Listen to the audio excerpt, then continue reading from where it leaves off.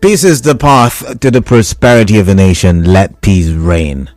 On the news this evening, police place officers on red alert ahead of tomorrow's NLC protest. TUC calls for new minimum wage.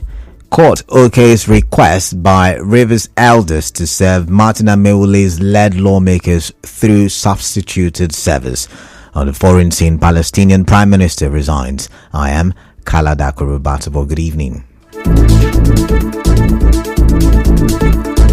Ahead of tomorrow's planned nationwide strike by the Nigerian Labour Congress (NLC), the Nigerian Police Force says it has deployed personnel nationwide and placed officers on red alert. The Force Public Relations Officer Olumuyiwa Adejobi in a statement said the force is committed to ensuring the protection of citizens' rights and freedom to engage in the protest. He also said the police will remain vigilant to prevent any attempts to hijack the protest and that officers will stop any attempt to create unrest. He said the police will not tolerate breakdown of law and order. As you may know, the NLC on February 16 announced a nationwide protest scheduled for tomorrow and Wednesday over the alleged government's failure to implement agreements reached between both parties on October 2, 2023 following the removal of fuel subsidy.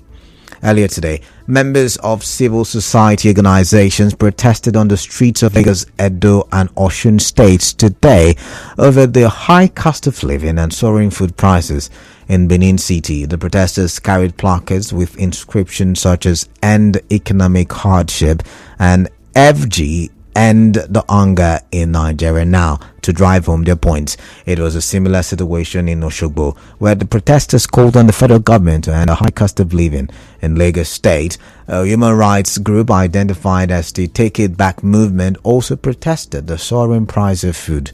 Today's protests, the latest in demonstrations over the high cost of living in Nigeria. There have been previous protests in Kano, Niger, and Oyo states. Meanwhile, the National Association of Nigerian Students has urged the Nigerian Labour Congress to shelve its planned strike and focus on prioritizing national development. NAN Senate President Akinteye Babatunde in a statement appealed to the NLC to shun the strike and explore alternative avenues to resolve disputes with the federal government.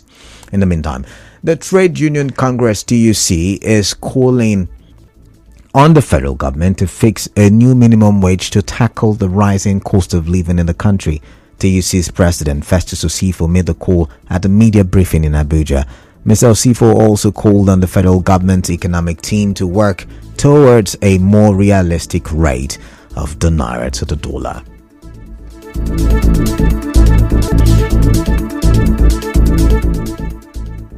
Government and the central analyze policies that will deter speculators from striving to untwist the market by allowing a plus 2% of official rate on their platform. In recent times, we have seen a lot of online platforms where Nigerians exchange naira for dollar, especially Nigerians living in diaspora. Most Nigerians go to these platforms to benchmark rates for exchange instead of the official platform.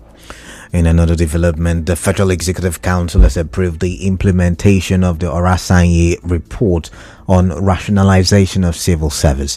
Recall that former President Goodluck Jonathan in 2011 set up the Presidential Committee on Restructuring and Rationalization of Federal Government Parastatals Commissions and Agencies under the chairmanship of Stephen Orasanye. The committee established that there are 541 federal government parastatals, commissions, and agencies and recommended that 263 of the statutory agencies should be reduced to 161, while 38 agencies should be abolished and 52 should be merged. Now, to River State, teachers of demonstration schools in state tertiary institutions have renewed calls for them to be re-enlisted into the state government's payroll. Recall that former Governor Nyesom Wike in February 2016 ordered the salaries of the teachers be removed from the payroll of the university. One of the teachers, Emenike Ugwo, said they believe Governor Siminalayi Fubara will address their plight.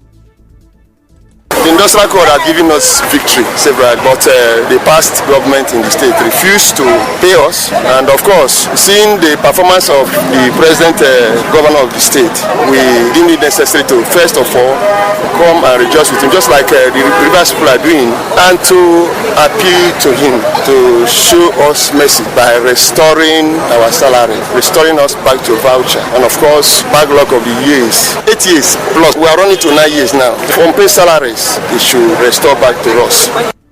Our correspondent reports that the former governor had in 2015 stopped the payment of salaries of staff of Demonstration Secondary School. In other news, the third edition of Nigeria's only radio debate tournament for teens, I Beg to Differ, kicked off on 92.3 Nigeria Info FM in Port Harcourt today. The competition, which promotes educational development by encouraging discussions on socio-economic issues in Nigeria, attracted hundreds of applications from 13 to 17-year-old secondary school students in Rivers State. The debate, which airs at 11 a.m. daily, will see 16 debaters compete for the 1 million naira prize. At the start of the round of 16, Ejeku Tovia and Carlos Safire debated the topic: cultism in schools is a result of parental failure.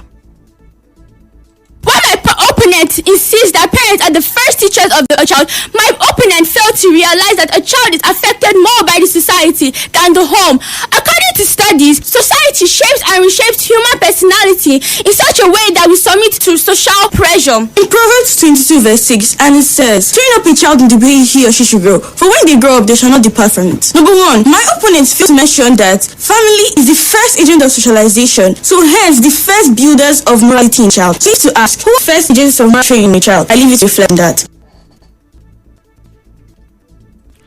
The judges declared Ejeku Tovia the winner of the day's first debate session. The second debate had Bestman Pre and Iwole citing on fake feud session. A hungry man is an angry man. This also implies to a child and more. A hungry child is not just an angry child, but a deprived child. When they check the nutrition contents of this food, it shows that this food lacks nutrients like iron and zinc, and it contains too much salt. And iron helps in transporting oxygen throughout the body, while zinc helps in making the brain function well and develop. So how would these children cope in school? After consideration by the panel of judges, Irewole Busayo emerged as the winner of the second debate session. Now still to come, River CSOs drag assembly members to court over defection to station. We'll go for a quick commercial break. You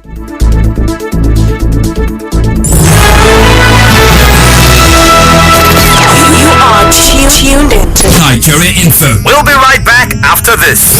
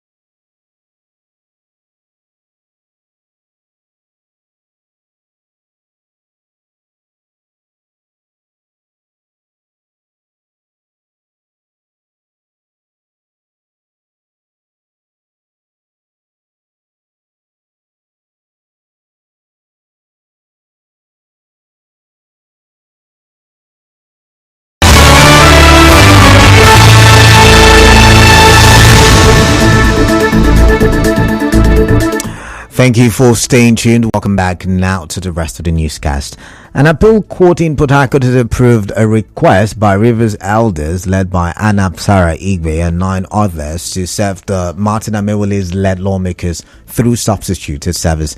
As you may know, a similar suit on January 23 was struck out by the State High Court for lack of jurisdiction. The three-man led by Justice Oluwayemisi Dawudu also granted an accelerated hearing on the matter and adjourned the case to April 8.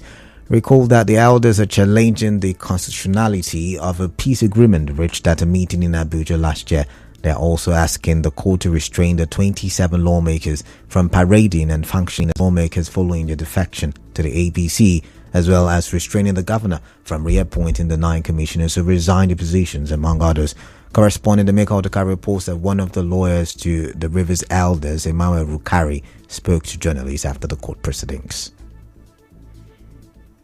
We filed an application before the State High Court for substituted service to serve the House of Assembly and Martin Amewule. You are aware that he invaded service of our process, and which was the reason why we rushed to court to ask the court to grant us an ex parte application, our ex parte application for substituted service. And the court, without hearing the parties, struck out our case. It was on that premise we came to the Court of Appeal, Port Harcourt, that particular appeal, and this morning the matter came up. By the special grace of God, the first and third prayers have been granted. Also, one of the claimants in the suit, Anap Sarah Igbe, said the elders will ensure justice is served on the matter. This matter is one of the matters that the Rivers are interested in, and we want to be sure justice is done. The law is very clear in Section 109, 1G and 2 of the Constitution of Nigeria as amended, that when a member of the House of Assembly deflects to our fact, so reason when Mr. President as an elected president has a good that the other issue that we're working 8-point tenders, look at it. The Federal High Court Port Harcourt brought coalition of civil society organizations, SOs, and Bristol Martin Amewule lawmakers in the House of Assembly on 18. The CO's artification to Section 109 of the Constitution. The presiding judge, Justice Depam, adjourned case due to the ongoing judges' conference. Our correspondent reports that the suitors are the 12 lawmakers led by Martin Amewule vacate their seats following their defection to the APC. The coalition urges that there is no crisis within the PDP to justify their defection. Away from that, a security-based organization known as Association of Senior Military and Paramilitary Officers of Ogoni says it is committed to ensuring that the peace being enjoyed in the area is sustained with collaborative efforts from everyone. Chairman of the group, Rear Admiral John Nicholas Bakbo, retired, made this known over the weekend in Ogoni during a meeting between the group and the executive members of the Nigerian Legion from the 4 Ogoni local government areas in Beverly State. We've been able to achieve some results to restore peace in Gwara, Sogo, in collaboration with Bokabari, and also in Banga. So we're only silent because we saw that open operation was giving us out, but it didn't mean we are completely quiet. We are out again because this time the peace is there, though not completely. But we want to also send a message that we are not out completely, and to send a message to those who still think they can cause mayhem in Ogoni land, that it is not acceptable. We are still on ground and we are going to pursue it to a logical conclusion. Correspondent Sibyl Ruwari reports that the state vice chairman of Nigeria Legion, Ku Aminipo Promise, spoke on the readiness of his members to partner with the Association of Senior Military and Paramilitary Officers of Ogoni to achieve lasting peace. AIM is projecting us not only basing on only armed forces membrane, it will make us irrelevant as per our security operation, what we have done and what we are in the area. So we want to put those mechanisms down in Ogoni to achieve a lasting peace in Ogoni. When the AMPO office was launched, I was there and I saw the aim. We want to move from that level to another level. And now we'll bring you news from around the world. Palestinian Prime Minister Mohammed Shatayyeh has announced his resignation. The move comes amid growing U.S. pressure on President Mahmoud Abbas to shake up the authority as international efforts intensify to stop the fighting in Gaza.